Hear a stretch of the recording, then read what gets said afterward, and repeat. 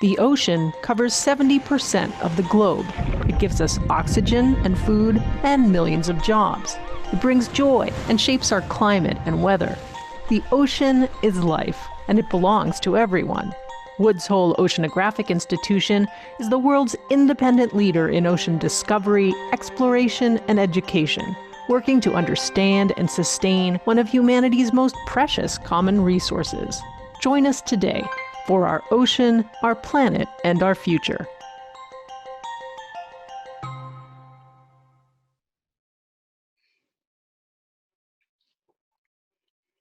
Hello, everyone, and welcome to the Ocean Encounters virtual series from the Woods Hole Oceanographic Institution. I'm Barbara Moran. I am the environmental editor at WBUR in Boston, and it is my privilege to welcome deep sea explorer Robert Ballard and Kirstin Meyer-Kaiser, a marine biologist at the Woods Hole Oceanographic Institution. Our presentation this evening is called The Science of Shipwrecks, What They Can Tell Us About the Ocean and About Ourselves. It's going to be a great night.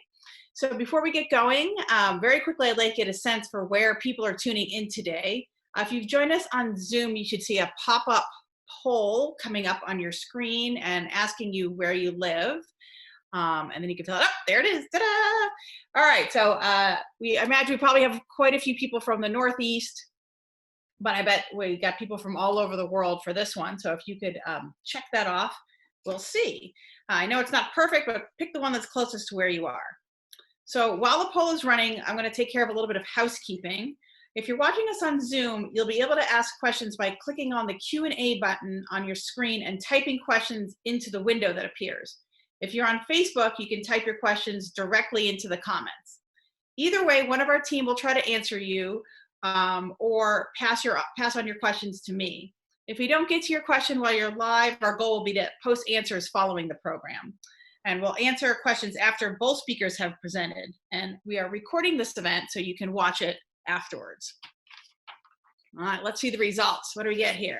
All right, good showing from the Northeast, 52%, 10% outside the US, but let's see, where else we got? 11% from the West Coast, fantastic. 1% from the Great Plains, good. We got people from all over the place. Great, well, welcome to everyone. All right. Get my pages straight here. Sorry, everybody. All right. Okay. Oops. Closing. Sorry, technical glitch on my point. All right. So thank you, Bob and Kirstin, for joining this evening to tell us about shipwrecks and the science that they make possible. Thank you to everyone online. We have 3,000 people signed up for this tonight. So thank you all for coming. It just shows a great, real interest in this subject. So we're going to start with Bob Ballard. Let me tell you a little about him. Bob Ballard is founder and president of the Ocean Exploration Trust and director of the Center for Ocean Exploration at the University of Rhode Island Graduate School of Oceanography. He first joined the Woods Hole Oceanographic Institution in 1967 as a naval officer working for the Office of Naval Research. After active duty, he completed a PhD in marine geology and geophysics while working in the Alvin Group and later founded the Deep Submergence Laboratory. Bob was a pioneer in the development of deep sea submersibles and remotely operated vehicle systems and has taken part in more than 155 deep sea expeditions. In 1985, he led the team that discovered the wreck of the RMS Titanic and has succeeded in locating several other important shipwrecks, including the German battleship Bismarck, the lost fleet of Guadalcanal, the US aircraft carrier Yorktown, and John F. Kennedy's PT-109.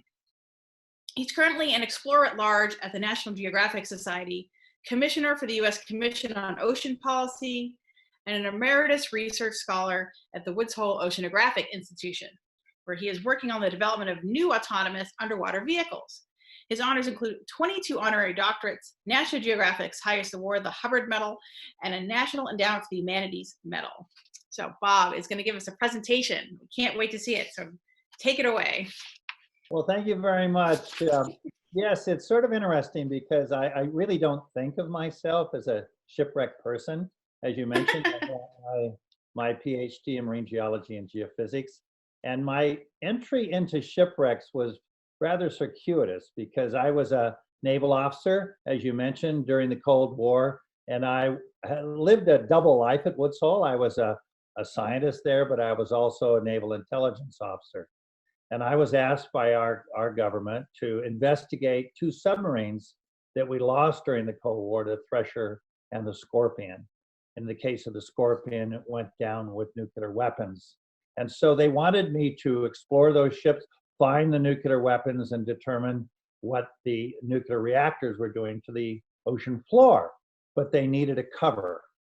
And so since the two submarines were located either side of the Titanic, I suggested to my commanding officer, Vice Admiral Ron Thunman, why don't we tell the world that I'm looking for the Titanic?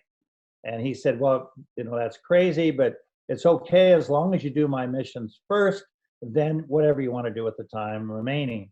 And when I found the Titanic, I must say they were rather upset. They said, Commander Ballard, your job was to look for the Titanic, not find it.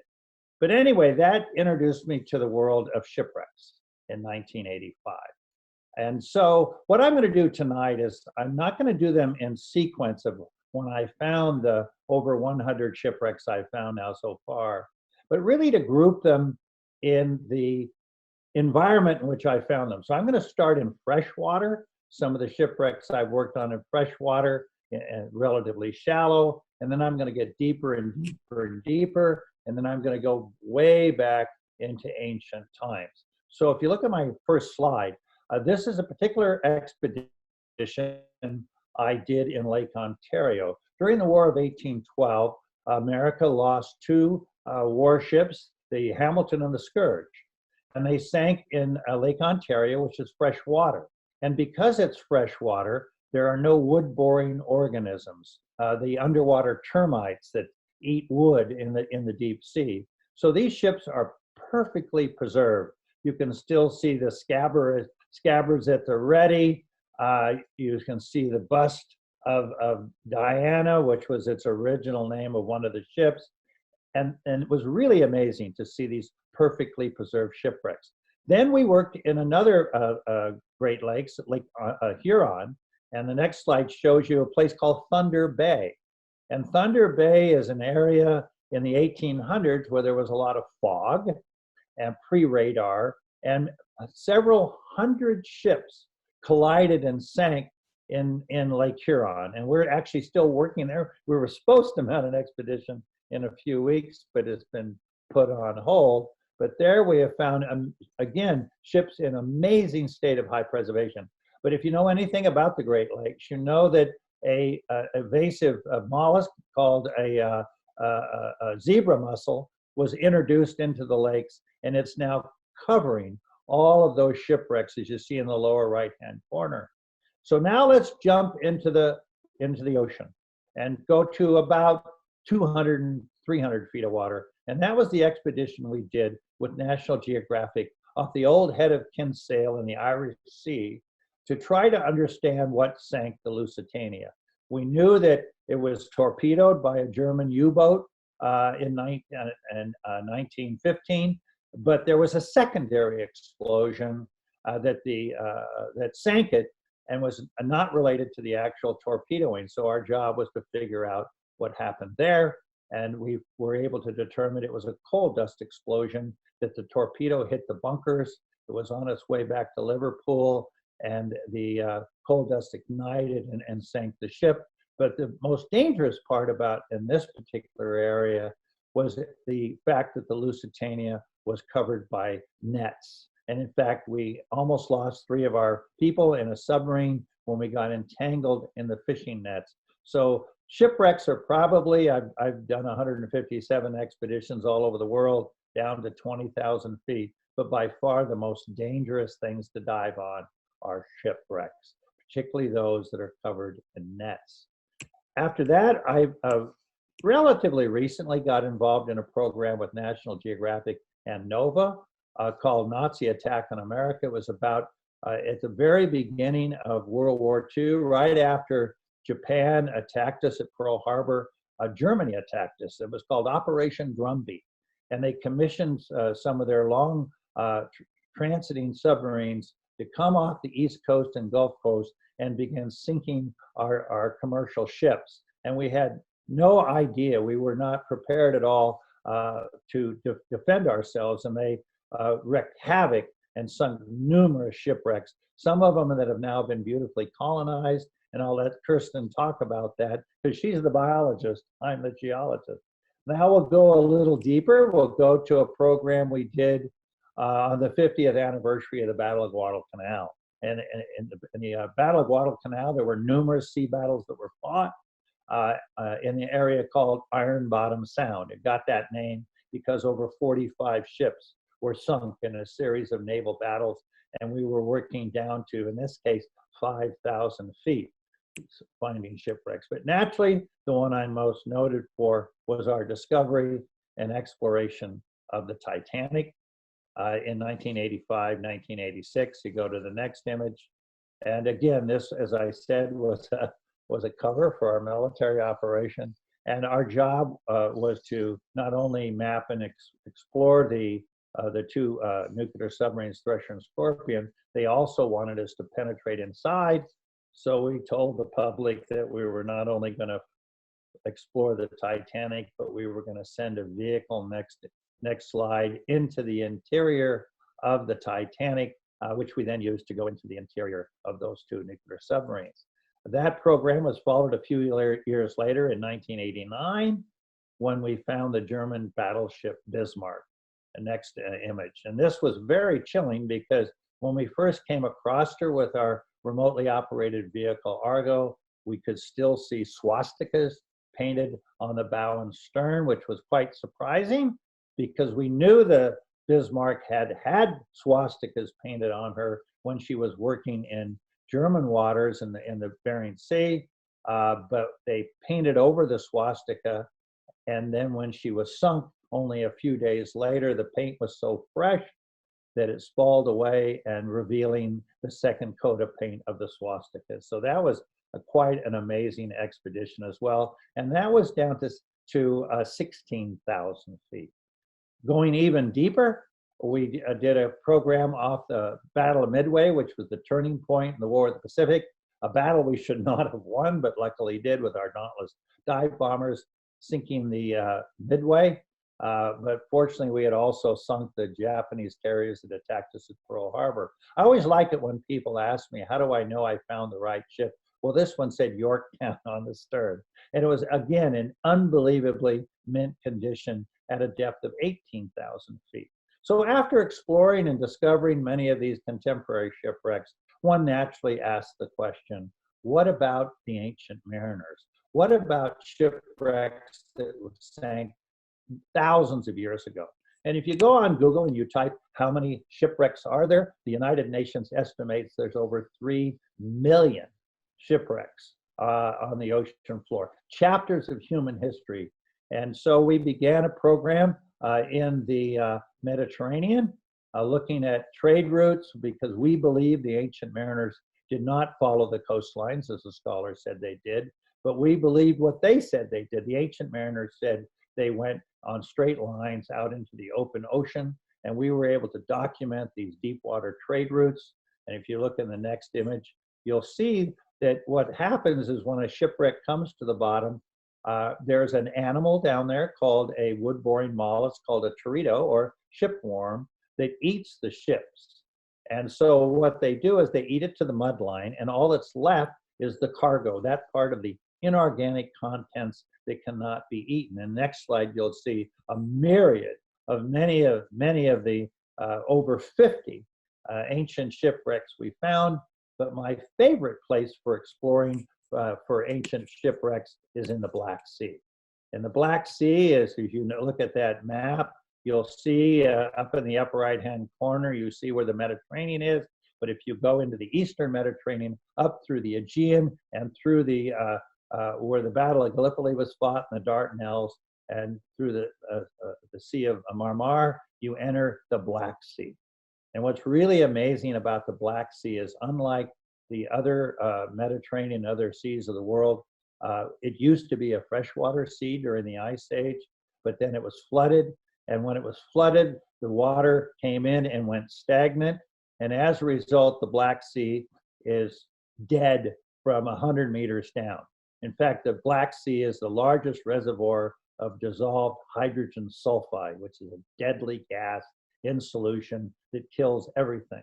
And as a result, shipwrecks in the Black Sea are absolutely in mint condition. You'll see in the lower center is an amphora that's been underwater for 2,000 years, and yet you can still see the beeswax drippings that they use to seal it.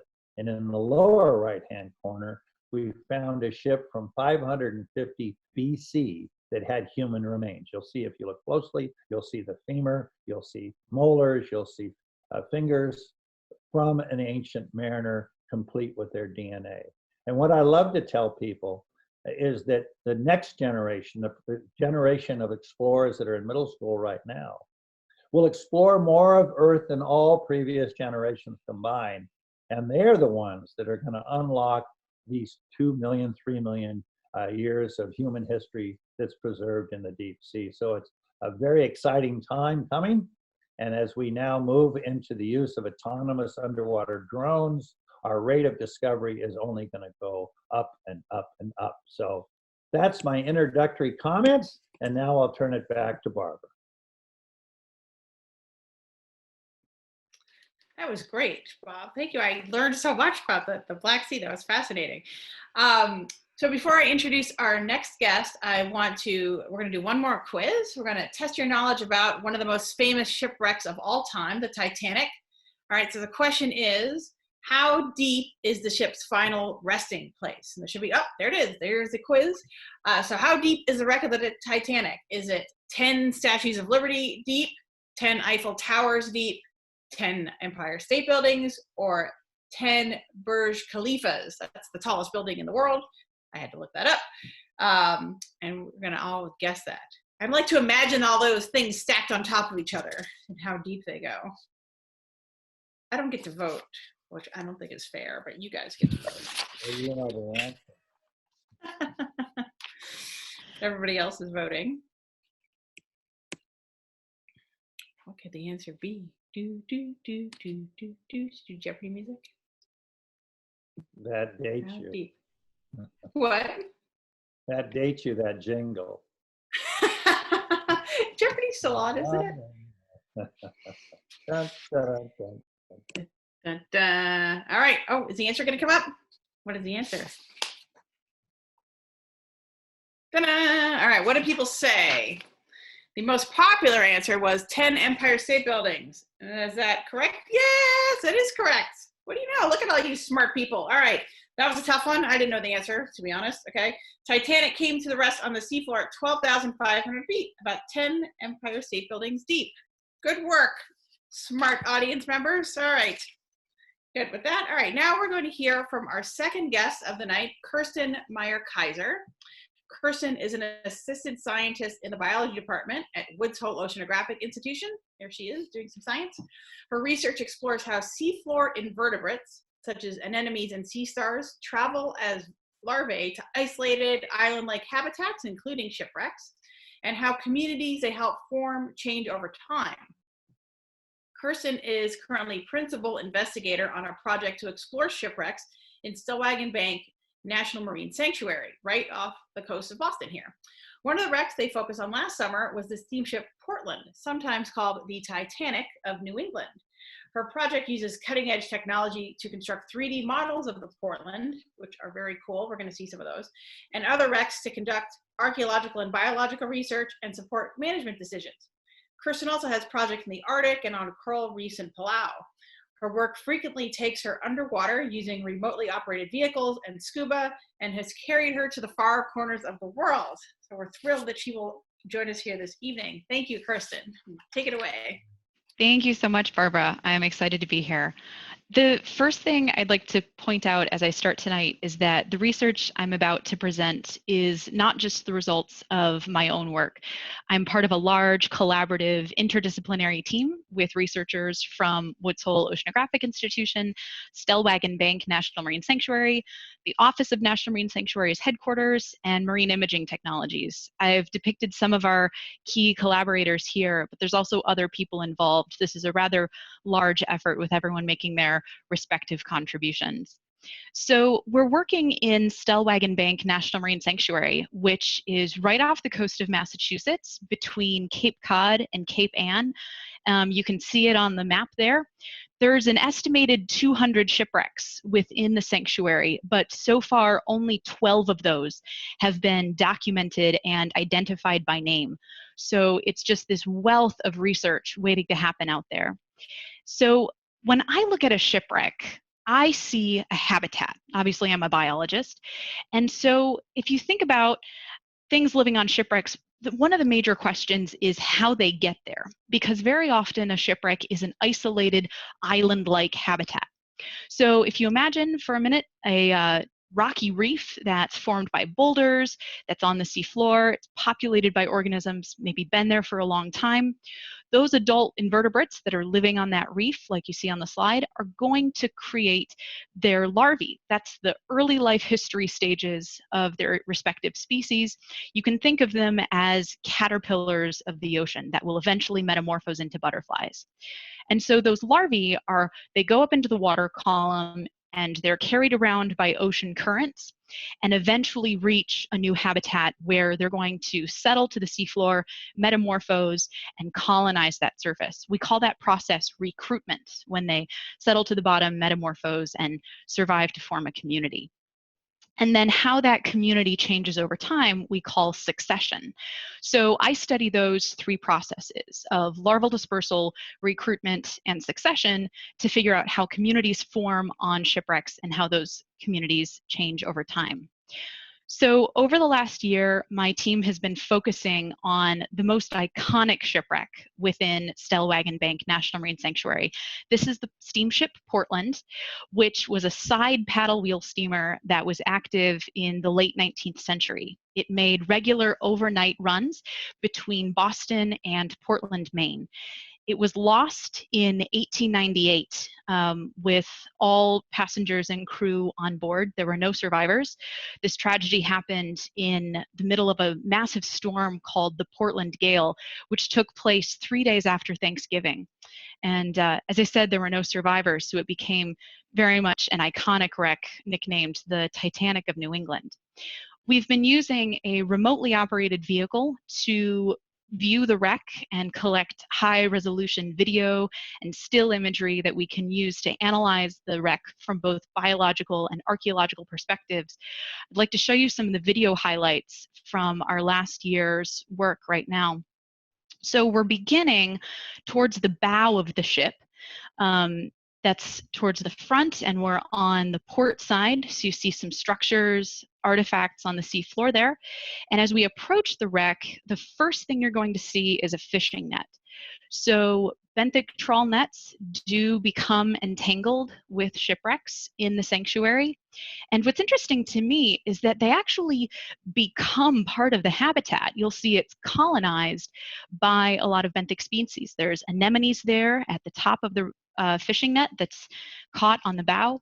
Now you can see the bow of the ship itself. And so the most common species that we see on the Portland are sponges and anemones. The yellow blobs that you see, those are sponges. And then the ones that were at the top of that fishing net are anemones. We'll see a couple more here in a minute.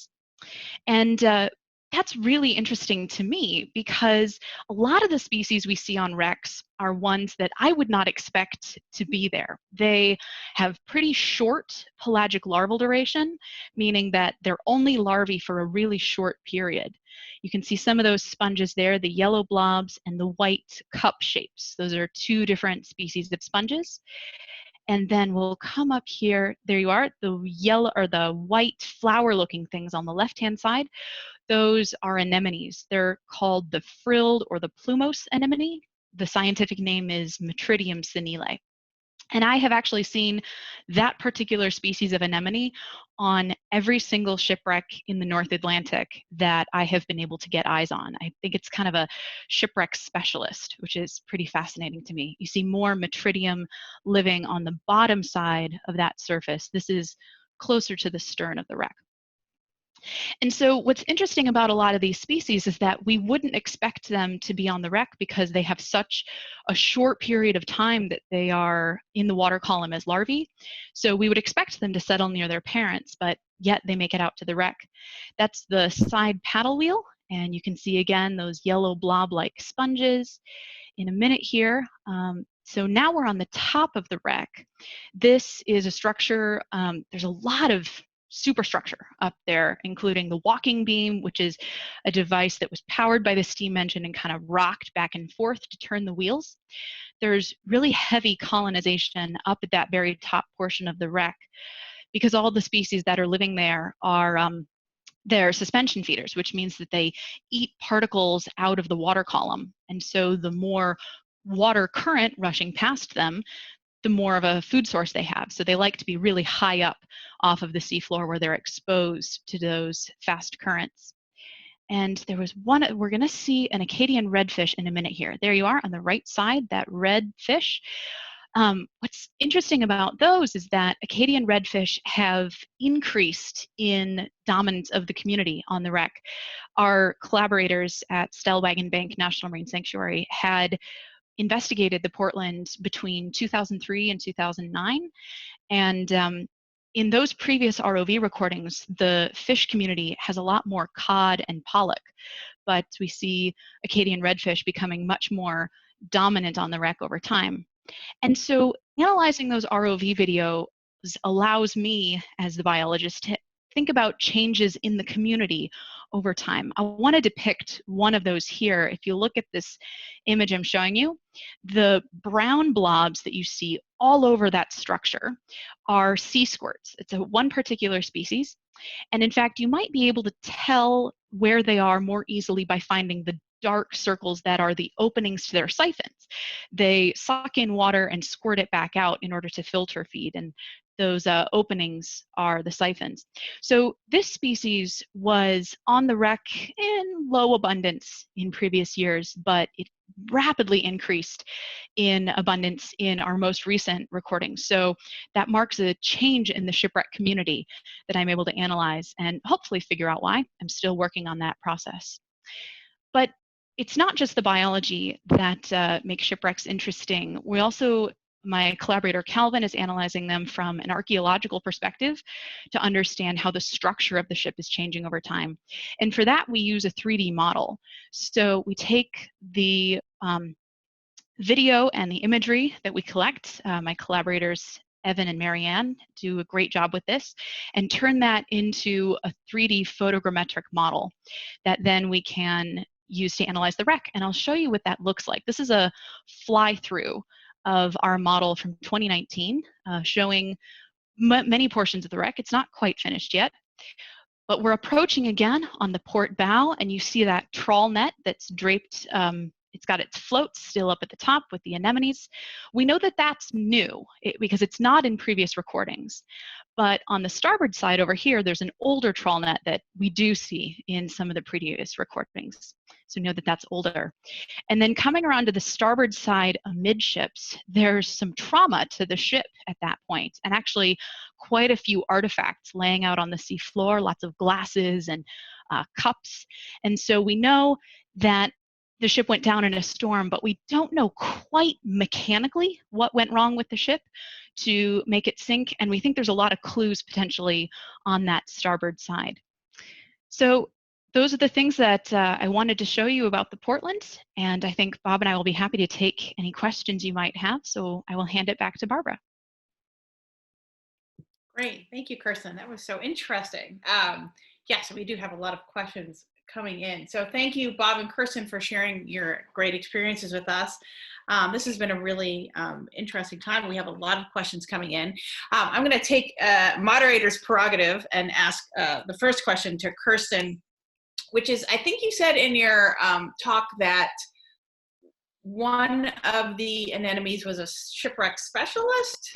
And why, I guess, why would something want to live on a shipwreck and not just some normal place?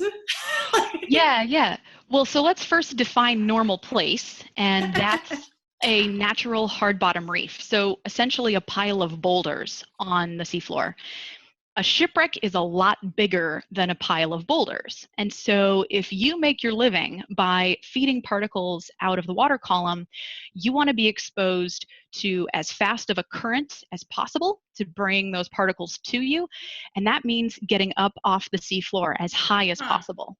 So living on a shipwreck actually exposes those organisms to faster currents and is advantageous for feeding. That's why we see all of the suspension feeders out on shipwrecks. Oh, that is so interesting. All right, I'll let some other people ask some questions too. I won't hog all your time here. All right, so I saw one up here from an 8-year-old, which are always my favorite questions. All right, this is Sarah on Cape Cod sent several questions from her 8-year-old son, Noah. So this is for you, Noah. This is for both of you. How do you get to do the job that you do? Noah wants to explore shipwrecks. How does he get to do that? Well, I think both of us, you have to go to school. I think it's really critical to get a strong background. What's really wonderful about the field of oceanography, it's really multidisciplinary.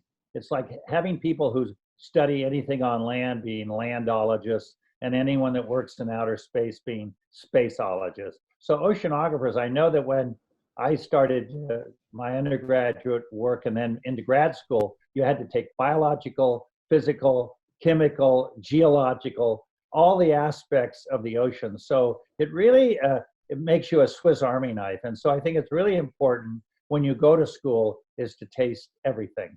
And I did actually a quadruple major in my undergraduate. I majored in geology, I majored in chemistry, and majored in math and physics. So I got this really broad-based background, which made it possible for me to wander around in the field of oceanography. Huh. Oh. Kirstin, how about you? Yeah, I'll agree with Bob that education is key, but in the meantime, it's important to look for volunteer opportunities. There are some citizen science programs out there that I would encourage those who are interested to look into. Yeah, and also watch, when we go to sea on the ship, the Nautilus, we go nautiluslive.org, and you can go with us. And we have a site where you can follow us. We hope to be, we're waiting, everyone's trying to get back into the ocean. We're hoping to sail on July 11th, we'll see, but we'll be at sea for almost 8 months. And if you go to nautiluslive.org, you can literally be in the command center with us and ask us questions. And last year, our team took and answered 30,000 questions. So we're there for you. That's amazing. Oh, good. Well, that's a great opportunity. Glad you got to talk about that. This is a question from Harrison. The question is, what have you learned during shipwreck exploration that might be applicable to other areas of science? I can take that. So one of the major reasons why I enjoy working on shipwrecks is because they are applicable to so many areas of science. I'm interested in studying larval dispersal. I want to know how larvae spread to different areas in the ocean and colonize new habitats. And shipwrecks, by definition, are not supposed to be there. So anything that colonizes, anything that reached that place as a larva, if the shipwreck wasn't there, would have died. And so what's fascinating to me about that is that it gives us clues to where larvae might be going in the ocean, which has to be places where their parents are not, places that they're not supposed to be. And so studying shipwrecks can show us things that we otherwise would not have found because those things are not supposed to be there. Also, shipwrecks are really cool because you know when they sank. So you have the starting point of colonization. So yes, it's really cool because you know exactly, in most cases, certainly with ancient shipwrecks, it's another issue, but contemporary shipwrecks, you know when they went down, so you know when the clock started. Huh, that's really interesting. I hadn't thought that. There, all right, let's look. There's this other question, but now I can't see who it's from, so I'm apologizing, I can't see who it's from. But the question was about sort of the role of person exploration. I was going to say manned exploration, but I don't want to say that because it's not just men, but as opposed to remote exploration, right? I mean, is there still a role for people to be doing this? Like you show us you get to go down there, it's really cool, but wouldn't it be better to just send robots down there? Why are we sending people down there? I've had the opportunity to do all of the above. I spent 25 years in deep submersibles, and I certainly spent a lot of time in Navy submarines. And what I found most frustrating, particularly when I was diving down to 20,000 feet in the Cayman Trough in the Bathyscaphe, it took me 6 hours to get to work in the morning, and it took me 6 hours to get home at night. And if I was going to do it the next day, it meant my bottom time was measured in barely an hour. And what I love, I remember when I went down to the Titanic and Alvin, and again, it was a 12,000 foot dive, so it was 2.5 hours each way. I could only spend about 2 hours on the bottom. And when I went back in 2004 with my remotely operated vehicle, Hercules, I stayed down on one dive for 3.5 days. And it was so much more relaxing.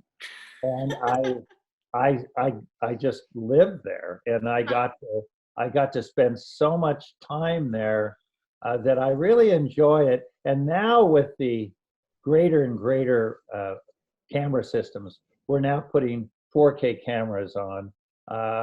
When you turn on our system, your spirit leaves your body and it goes down there, and you feel like you're there. Looking through Alvin's porthole is not a very big porthole, but to sit there now with a 120-inch screen in 4K, in fact, is sort of funny. When we started talking to our board, one of them was a lawyer, and they said, well, what happens if a shark comes by and it scares you to death and you have a heart attack because you think you're there? And they said, I think you need to have everyone sign a piece of paper that if they come into their control room and they die of a heart attack from fright, they won't sue you.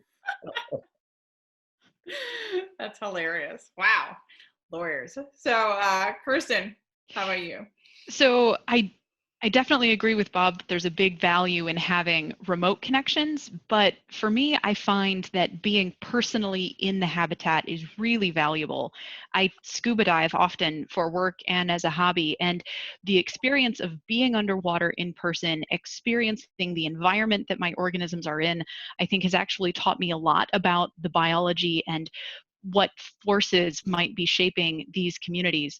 I'll give an example. There was one scuba dive I did in Palau where the current was so strong, and it was meant to be this way, that we were actually carried along a channel and didn't even have to swim.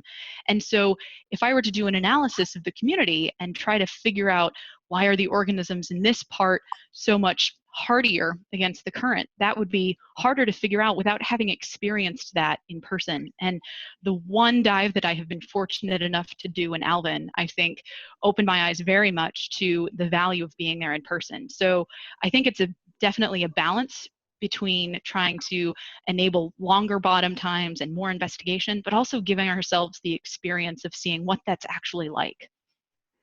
Cool. Right. All right. Here's a question from Kay Hayes to both of you.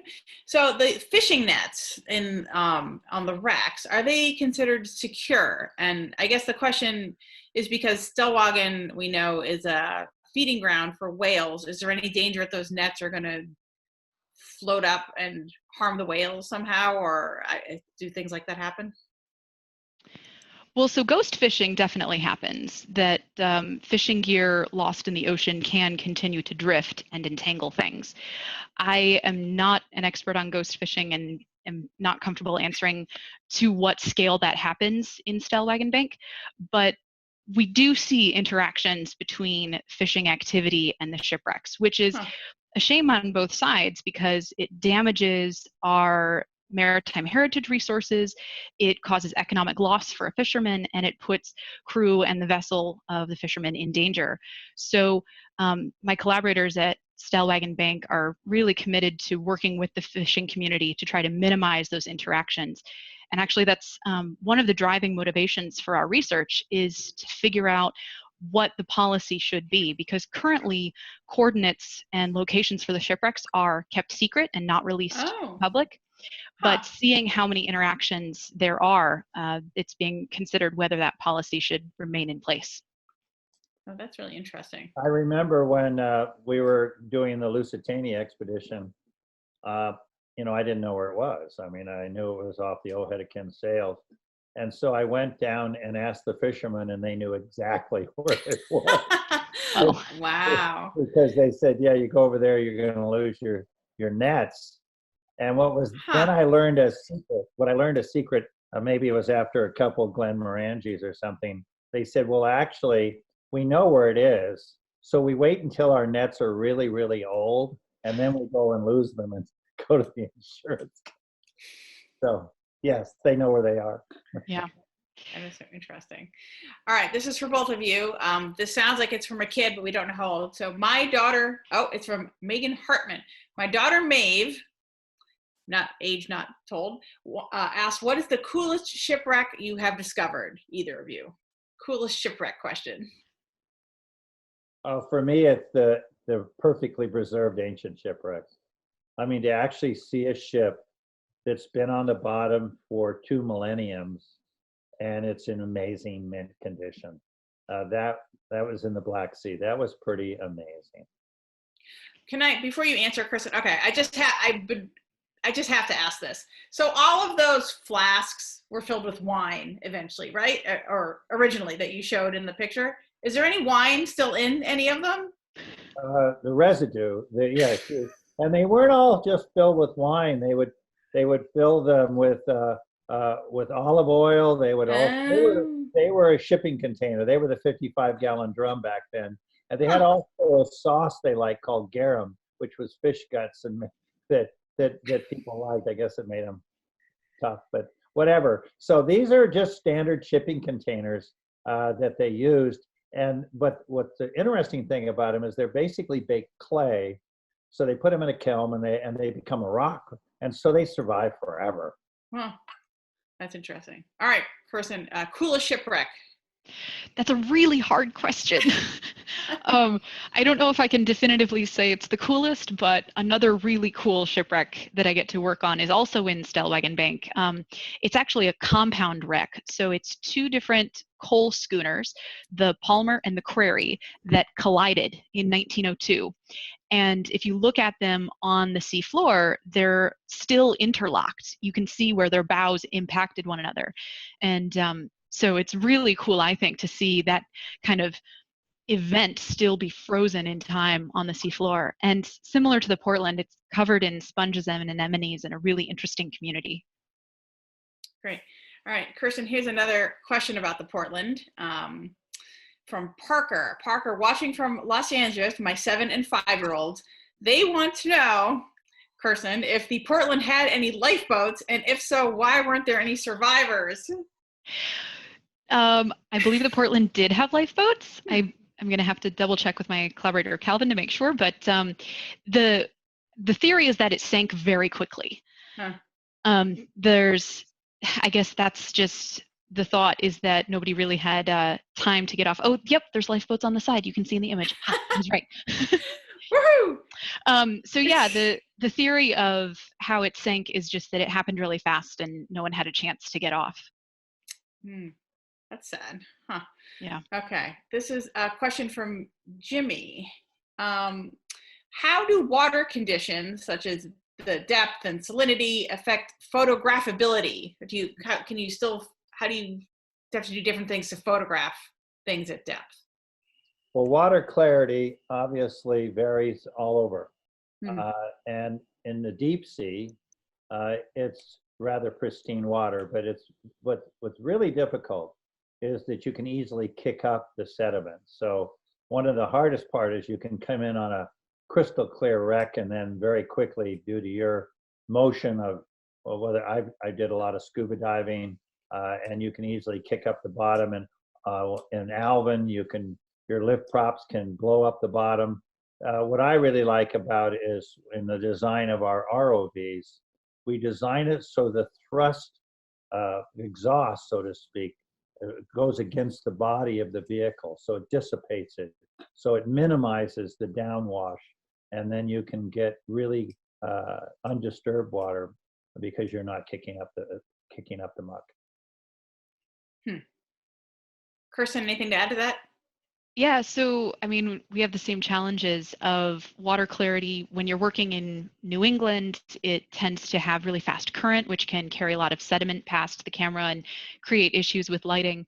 And one of the unexpected challenges is when you have a source of light in an otherwise dark environment that can make the animals behave differently.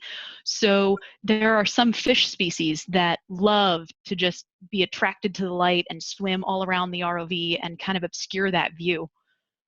There's also a lot of physics in lighting. It's sort of like, think it when you're in a car and it's foggy and you turn on your bright lights and you can hardly see because you're getting a tremendous amount of backscatter because the light is hitting the water molecules in the fog. But if it's really interesting, sometime do it at home when it's foggy, turn on your car, turn on the bright lights, get out of the car and walk off to the side, and you'll be surprised how far you can see.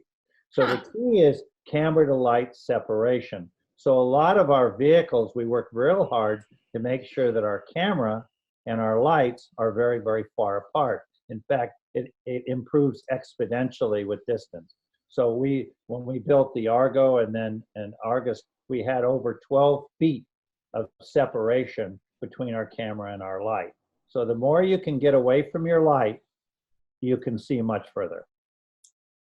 That is really interesting. Huh. All right.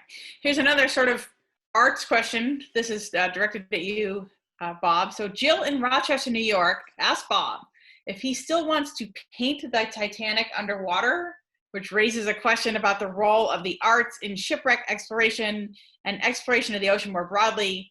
How can non-scientists help us learn to appreciate more about the ocean and what it holds? I don't understand that question at all. What does that mean, paint the Titanic? No. It's a very good question. And it's something I've talked about because I remember we found the Titanic with a robot, but it could only look straight down.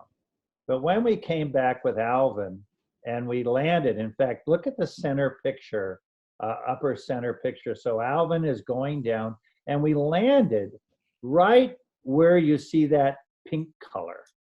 So if you look at it, we landed literally a beam of the bridge and we were down near the bilge keels.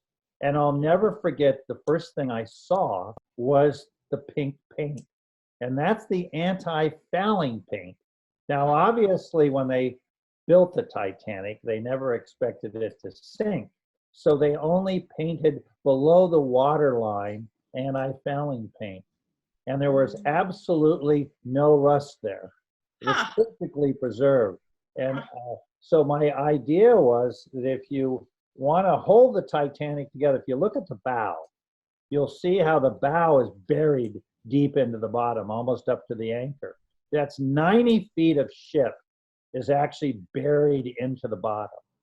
Now, fortunately, that's holding the ship together because if you go 1 inch into that sediment, it goes anoxic and it's brand new steel. But if you want to hold the ship together, when you look at some of my ancient shipwrecks, what happens is they land on the bottom and then they lose the fasteners and it splays open. To keep the Titanic from splaying is if you could easily go in and clean the hull and paint it. Because when they started building super tankers, they couldn't take them out of the water. They're so big. So they developed the technology of cleaning ships underwater. In fact, it's a magnet. So it's like a swimming pool cleaner. And you can literally snap it on the side of a metal ship and it'll go around like a roto-rooter and it'll literally clean it. And then they've developed epoxy paints that you can paint underwater. And so the idea is go down and clean the Titanic and paint it. They do it in oil well rigs where the oil well rigs, they can't ever take them out of the water, but they can clean them and paint them underwater. So, when you want to preserve something like, look at all of the old mansions, they did conservation preservation. So I've always thought it'd be pretty easy to paint the hull of the Titanic and clean it and paint it. Cool. All right. I hope we get to do that. Would be pretty easy, actually. I guess you got to get down there. No, that's pretty easy. That's not a problem at all. Easy for you, maybe. All right. Question from Acadia, age 11. She asked both of you, which shipwreck taught you the most? Which shipwreck taught you the most? So not your favorite one, but which one did you learn the most from? I think the shipwreck that taught me the most was probably the very first ones that I worked on. In graduate school, I got involved with a project looking at a set of German warships that were sunk in the early 1920s. They're called the Billy Mitchell wrecks because there's this Army general and this whole legend surrounding them. I can tell you the story later, but looking at those wrecks, which are off the coast of Chesapeake Bay towards the shelf break, was really interesting to me because that kind of opened my eyes to what can live on shipwrecks. They're extremely densely colonized, especially by that frilled anemone, Metridium senile, and there is nothing in the surrounding area. In fact, when I got home from that expedition, I looked up maps of where are the natural boulder reefs in the area, and honestly, the closest ones are near the coast, hundreds of miles away. So I think that was a light bulb moment for me of realizing that things can settle on shipwrecks, and even when they're not surrounded by anything else, and sent me off in this research trajectory. Huh, interesting. How about you, Bob? Well, I would say the Scorpion, Hmm. because we didn't know what happened to her. She was in a submarine on war patrol that literally vanished and didn't show up. She had reported she was on her way to Norfolk. All the wives came down and the sub didn't show. And sort of figuring out what happened to her. And that really was a forensic investigation based upon a detailed analysis. And it appears that she had what's called a hot run. And that's what also happened with a Soviet submarine, Kursk, where a torpedo turns on inside the submarine. And it's called a hot run because torpedoes, when they get going, they really heat up.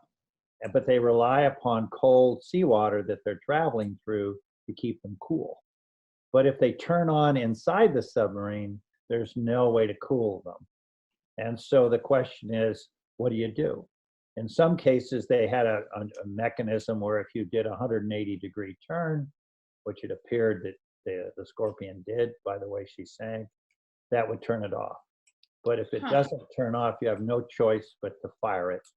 And the torpedo doors were open because I investigated it, and it appears that and then that torpedo can come back and kill you. Wow. Yeah. Jeez. Yeah. Pretty tough. There's all these, I don't know, each shipwreck has its own story, right? And they're all sad. Right. Well, I'm actually... Oh, look at that. She's got a happy story. Tell us a happy shipwreck story. Well, the story of a ship going down is never happy. That's always a tragedy. But in my view, once the shipwreck hits the seafloor, then the story kind of resets and it becomes a story of new life because they turn into biological oases. There are organisms living there that otherwise would not have any habitat in the area. They become areas that fish accumulate. And so yes, there is an extremely sad loss of human life and we honor the tragedy, but a shipwreck on the seafloor to me is a sign of hope because out of tragedy comes that new life. Great. All right, good. That made me feel a little better. All right, here's a question from Brian. Have you seen any impact from climate change on shipwrecks? Not directly, or not that I can definitively assign it and say that's an effect of climate change. With the shift in the fish community in Stellwagen Bank, that's something that I'm still looking into. I've been trying to figure out what would have caused the shift from a cod and pollock community to those more Acadian redfish. There's some suggestion that that might be a climate-induced shift, but there's also a number of other things that could have caused it, fish recruitment dynamics or fishing activity. So it's possible, but so far there's nothing that I can definitively say is an effect of climate change that I've seen. Yeah, and most of the shipwrecks I have found are very, very deep. Right. And so they're in a world that is largely cut off from us, and fortunate for them, because the deep sea water is cold because amazing characteristic of the hydrogen molecule. As you slow down a hydrogen molecule and it reaches the point where it's about to freeze, when it hits 4 degrees centigrade, the Brownian motion of the molecules slow down to where the two hydrogen atoms expand. They repel one another to 109 degrees, and that is why ice floats. So water is densest at 4 degrees centigrade. It varies a little with freshwater and saltwater. But fundamentally around 4 degrees, it gets the densest. And that's why when you get down to the bottom of the ocean, it's generally 4 degrees. It falls down there from the polar regions where it's generated. So you're really in a world that is pretty constant. And it's going to be a long time before we're not generating 4-degree water. And it's also how we get oxygen into the deep sea. So our world is really cut off from the present world substantially. Huh. Interesting. Wow, it's like a whole nother planet down there. Almost. It's amazing. Huh. Okay, I think we have time for one more question. I guess the one question, this is sort of a combination of a couple different questions, but is there one sort of shipwreck out there that you, I don't know, what's your dream shipwreck that you want to find, or one that you sort of heard of and you can't wait to get to, you can't quite get there yet, you don't know how, or legendary shipwreck of X that you want to find? What's that shipwreck for you? Well, I want to find a Sea People shipwreck. The Sea People were a marauding group of I don't know, I almost want to call them pirates of the way back in the early Bronze Age. That some people think they were the Luvians. That there was a great culture in Anatolia, which is modern day Turkey, and then in fact the city of Troy was part of the Luvian Empire, and they invaded Egypt. And in the time of Ramesses, you can read the story of these amazing people, but no one has ever really found a ship from the Sea People. And so I would love to find one, and I think I know where to look. Oh, good. All right, well, good luck. Kirstin, how about you? You go find the Sea People before Bob. You do that. No. I think the shipwreck that I would most love to work on at this point is called the Comfort. It was a giant container ship that sank at 3,500 meters in the middle of the Arabian Sea. And it's this incredible story. It broke in half, it burned, and all the containers broke off of the ship and sank as an archipelago. So for my scientific questions about the colonization of island-like habitats, it's kind of its own research study because it has all of those containers as different islands. And I submitted a proposal to go work on it that about 2 years ago that was not accepted, and I would still love to go out and study this in the Arabian Deep Sea. Cool. All right. Yeah. One last question, or this is actually, I would like you to each maybe, since there's a lot of kids watching and families, I know we already answered the question from the one middle school student who wanted to know how you become an explorer, but for kids out there who might think, you've already found all the cool shipwrecks, why should I bother doing this? What would you say to kids who are, I don't know, who might think everything out there has already been discovered? Oh, as I said, there's 3 million out there and we found a few hundred. So rest assured, there's plenty chapters of human history for your generation to discover. And as I said earlier, the kids in middle school are the generations of the great explorers. Your generation will explore more of Earth than all previous generations combined. So we're just opening the door for you, so go through it. I completely agree with that there is so much left to explore. I think the statistic is that 4% of the ocean floor has been mapped. Wow. And 3 million shipwrecks, much left remaining to be discovered. But if you're thinking about, why do we care about this? Shipwrecks are all about the human connections, and thinking about the Portland being at its time, that was brand new technology. My collaborator Calvin talks about this all the time, that, the Portland sinking is an example of a technological failure, and we experience those in our daily lives. And it's the exact same type of a principle. This is the human experience connecting us across time. And so shipwrecks are very important to study from that angle, and there's plenty left to discover. Well, great. That's a great note to end on. It's sort of, looking forward, hopeful note. So thank you very much, Bob and Kirstin, for sharing your amazing experiences with us. It's been a really remarkable and inspiring hour, and we wish both of you many more explorations. I hope you both get to find those ships that you want to find. And to all of our listeners, I hope you enjoyed this evening's presentation. We hope you will tune in again next Wednesday, May 13th at 7:30 for our next Ocean Encounters, which is about sharks. New insights into an iconic ocean predator. Thank you again for joining us, and enjoy the rest of your evening, everyone.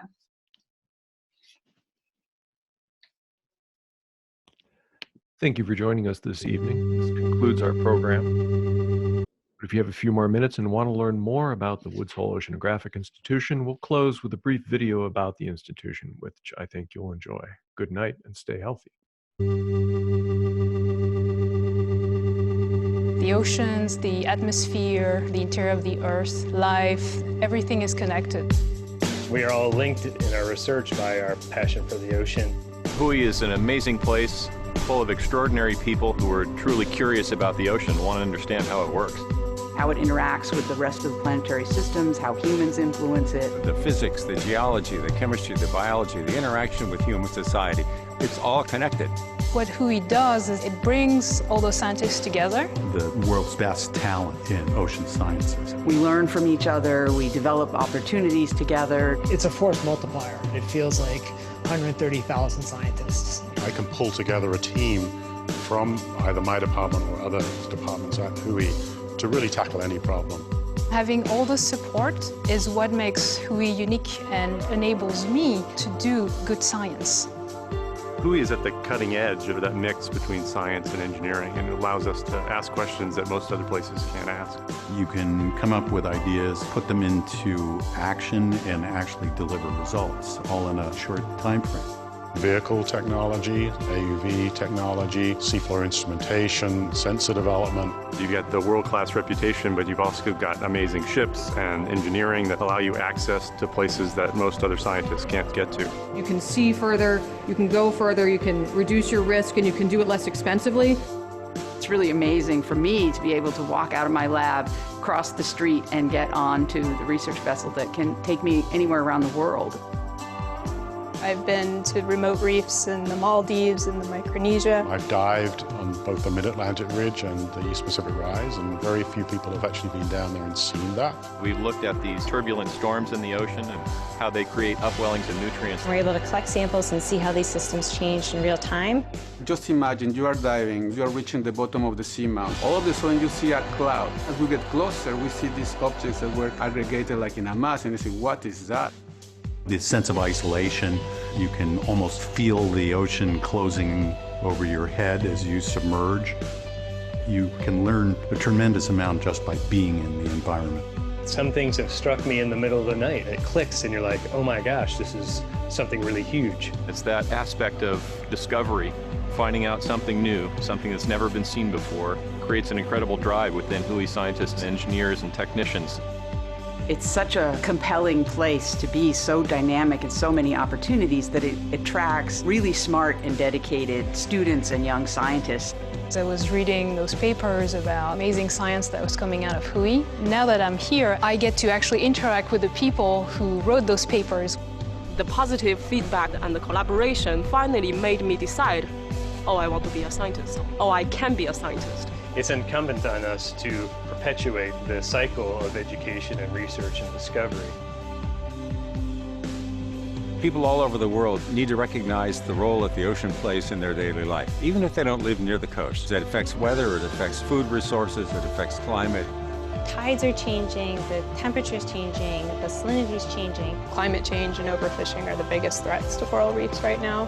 How will the ocean respond to global warming? We have to understand our planet in order to be good stewards of it. We need to get the understanding into the hands of everyone, from the general public to people responsible for making policy decisions. It's probably more important now than it ever was. We're very eager to provide answers for those critical questions that we must address now, and we have the tools and the means to provide these answers. This is the best place on the planet to do the sorts of things that we're doing. Institutions around the world look to WHOI as a leader in pushing the envelope. Concepts that were developed here are understood as the basis for oceanography all over the world. I'm proud to be from WHOI. There's no place on Earth I'd rather be.